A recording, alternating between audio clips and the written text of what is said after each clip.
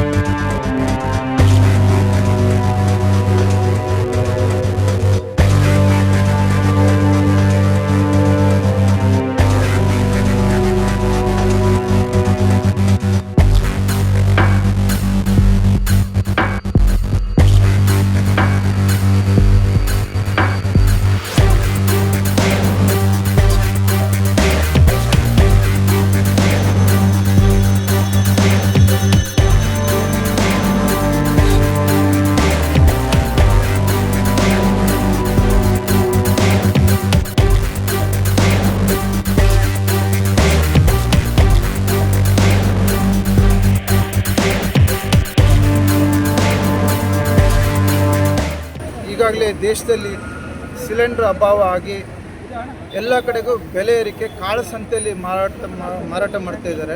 ಒಂದು ಸಿಲಿಂಡ್ರಿಗೆ ಕಮರ್ಷಿಯಲ್ಗೆ 1,400 ರೂಪಾಯಿ ಇದ್ದಿದ್ದು ಇವತ್ತು 5,000 ರಿಂದ 6,000 ರೂಪಾಯಿವರೆಗೂ ಬೆಂಗಳೂರು ಮತ್ತು ಎಲ್ಲ ಜಿಲ್ಲಾ ಕೇಂದ್ರಗಳಲ್ಲಿ ಎಲ್ಲ ಕಾಳಸಂತೆಯಲ್ಲಿ ಮಾರಾಟ ಆಗ್ತಾಯಿದೆ. ಬಡವರು, ರೈತ ವರ್ಗದವರು, ಕಾರ್ಮಿಕ ವರ್ಗ, ಎಲ್ಲ ಕೂಲಿ ಕಾರ್ಮಿಕ ವರ್ಗ ನಂಬ್ಕೊಂಡು ಇದ್ದಿದ್ದೇ ಹೋಟೆಲ್ಗಳಿಗೆ, ವಿದ್ಯಾರ್ಥಿಗಳು, ಪಿ ಜಿಗಳಲ್ಲಿ ಪಾಪ ಇವತ್ತು ಈ ರೀತಿ ಸಿಲಿಂಡರ್ ಬೆಲೆ ಗಗನಕ್ಕೆ ಇರೋದು ನೋಡಿದ್ರೆ ಎಲ್ಲರೂ ಕೂಡ ಬಂದ್ ಮಾಡ್ತಾ ಇದ್ದಾರೆ. ಇದರಿಂದ ಒಂಥರ ದೇಶದಲ್ಲಿ ಒಂದು ಆತಂಕಕಾರಿ ವಾತಾವರಣ ಸೃಷ್ಟಿಯಾಗಿದೆ. ಇದಕ್ಕೆ ಮೂಲ ಕಾರಣ ನಮ್ಮ ಕೇಂದ್ರ ಸರ್ಕಾರದ ಪಾಲಿಸಿಗಳು. ಯಾಕಂತ ಹೇಳಿದ್ರೆ ಇರಾನ್ ದೇಶ ನಮ್ಮದು ಸ್ನೇಹಮಯ ದೇಶ, ಅದು ನಮ್ಮ ಜೊತೆಗೆ ಹಲವಾರು ವರ್ಷಗಳಿಂದ ಭಾರತದ ಜೊತೆಗೆ ಅತಿ ಅನೋನ್ಯ ಸಂಬಂಧ ಇಟ್ಕೊಂಡಂಥ ದೇಶ. ಇವತ್ತು ಇರಾನ್ಗೆ ಇಸ್ರೇಲ್ಗೆ ಏನೋ ಅವ್ರ ವಿಷಯದಲ್ಲಿ ಗಡಿ ತಂಟನ ಇನ್ನೇನೋ ಇರ್ಬೋದು. ಅದರಲ್ಲಿ ಅಮೇರಿಕ ಮೂಗು ತೂರಿಸಿ ದೊಡ್ಡಣ್ಣನ ಪಾತ್ರ ಮಾಡಿ ನಮ್ಮಲ್ಲಿ ರೌಡಿ ರೀತಿಯಲ್ಲಿ ಇದು ಇದಕ್ಕೆ ವಿಶ್ವಶಾಂತಿಗೆ ಧಕ್ಕೆ ತರ್ತಾ ಇದೆ. ಟ್ರಂಪ್ ಅವರ ಸರ್ವಾಧಿಕಾರಿ ಧೋರಣೆ ಇಡೀ ನಮ್ಮ ಜಾಗತಿಕ ಮಟ್ಟದಲ್ಲಿ ಒಂಥರ ಅಶಾಂತಿಗೆ ಕಾರಣ ಆಗಿದೆ. ವಿಶ್ವಶಾಂತಿಗಾಗಿ, ಇಡೀ ದೇಶದ ನಾಡಿನ ಶಾಂತಿಗಾಗಿ ಈ ಯುದ್ಧ ನಿಲ್ಲಬೇಕು. ಆದರೆ ಎರಡೂ ಕಡೆಯಿಂದ ಇದು ಒಂಥರ ಟಗ್ ಆಫ್ ವಾರ್ ರೀತಿಯಲ್ಲಿ ನಡೀತಾ ಇದೆ.